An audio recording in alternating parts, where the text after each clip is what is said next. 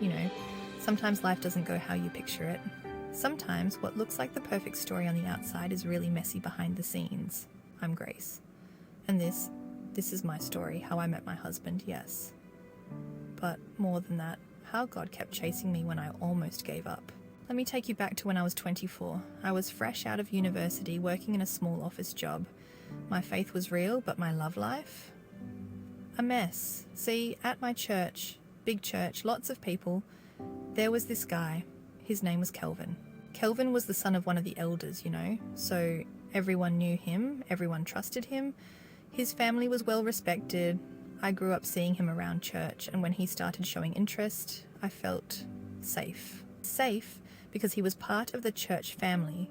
Safe because my mum liked him. Safe because people kept saying things like, "You two are perfect for each other.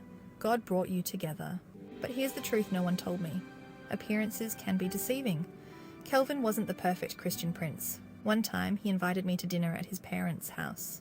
It was supposed to be simple, sweet, but halfway through, the conversation turned strange. He started talking about things that made me uncomfortable. Things like how sometimes rules in church are just old traditions, or how spiritual gifts are overrated if you don't feel them. I sat there confused. This was the elder's son, right? The one everyone trusted. Why was he saying these things?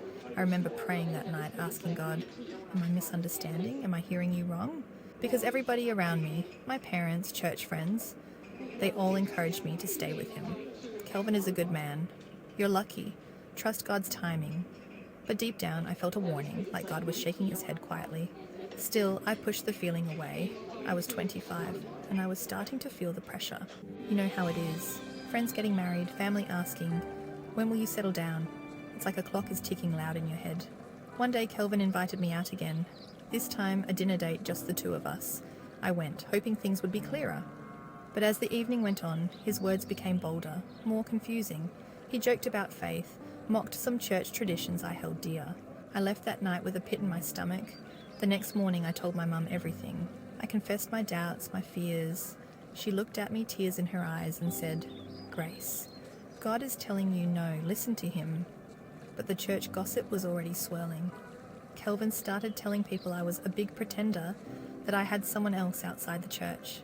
It was humiliating. I lost friends. People whispered behind my back.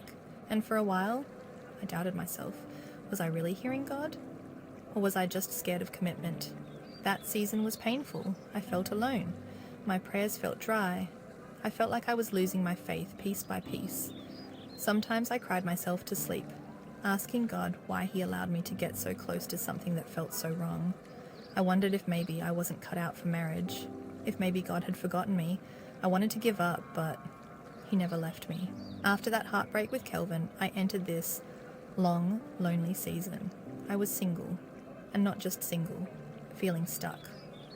You know how it is when you watch your friends get married, have kids, build their lives, and you're still there, waiting? It's like the world expects you to have it all figured out by your late 20s. But I was barely holding on. I remember turning 30 years old. I thought I would feel different, more confident, more settled, but instead I felt this heavy weight of fear. What if I never get married? What if God forgot me? What if I'm just not enough? Some days I woke up feeling so low I didn't want to get out of bed. I was scared. Scared of being alone forever. Scared of disappointing my parents. My mum, God bless her heart, she noticed. One afternoon, she sat me down and said, "Honey, I'm worried about you. You don't seem like yourself anymore. Talk to me." I didn't know how to explain it. I was overwhelmed by this sadness I couldn't name. I was scared to hope because every time I did, it felt like God was quiet. I'd stare at my phone, wondering if he would ever call, but days turned into months, and the silence was deafening. There was this one day, though, a turning point. I got an email about a personal development conference happening online, a Zoom meeting with speakers talking about faith, hope, growth. Honestly, I wasn't sure if I wanted to attend. I was tired of hearing trust God like it was some easy fix, but something inside me whispered, "Just try." So I signed in. The speakers talked about self-worth, about how God's timing is perfect, even when it feels late. They talked about healing from past pain and preparing your heart for what's next. I found myself nodding, feeling like this message was just for me. After the talk, they split us into small breakout rooms for discussion. My heart raced. Small talk always felt like a minefield for me, especially with strangers. When the Zoom shifted and I saw just 3 faces, including Daniel's, I took a deep breath. Daniel was sitting in a cozy room with bookshelves behind him and a cup of coffee on his desk. He smiled gently, like he was really glad to be there. He started by asking, "What's something that's been weighing on you lately?" For a moment I hesitated. Who talks about their real struggles on a Zoom call? But something about Daniel's genuine tone made me feel safe. So I shared a little about how I'd been struggling with feeling lonely, about the pressure to settle, and how it felt like God was silent. As I spoke, I felt a weight lifting, like finally letting the truth out after holding it in for so long. Daniel listened, not interrupting, just nodding with empathy. He shared his own story too, about a time when he felt lost, doubting God's plan for his life. He said, "I think God is always working even when it feels like nothing is happening.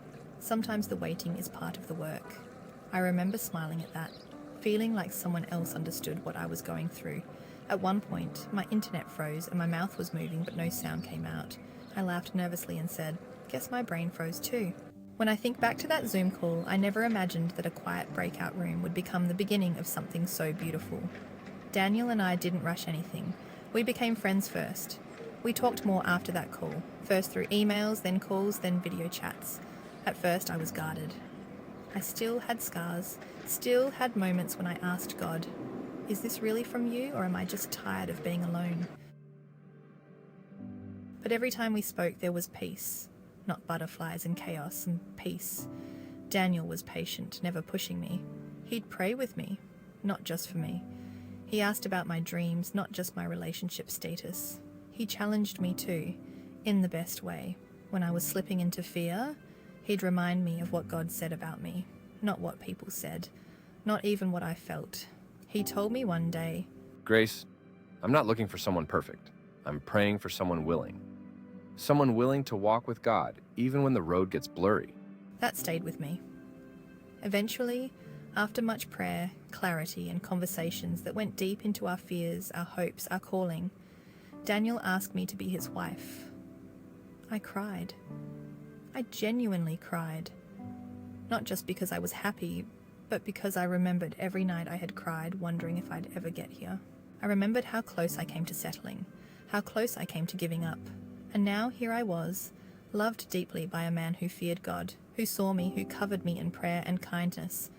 I couldn't believe I had once doubted that God had a plan for me. Daniel isn't perfect, and neither am I, but he's selfless. He listens, he apologizes when he's wrong. He pushes me closer to Christ. He's consistent, and sometimes I just look at him across the table and think, wow, God really writes better stories than we ever could. That's why I'm sharing this story, not because it's fairy tale perfect, not because I have everything figured out, but because I was that girl who felt forgotten, who almost gave up. And I know some of you listening right now, you feel that way too. You're tired, you're praying but seeing nothing change. You're seeing others get married, move forward, build homes, and you feel like you're just waiting. You've cried in the bathroom after church. You've smiled through the pain. You've wondered if maybe you missed your chance. But can I tell you something? God is not late, he's not punishing you, and your waiting is not wasted. There are things I only learned because I waited.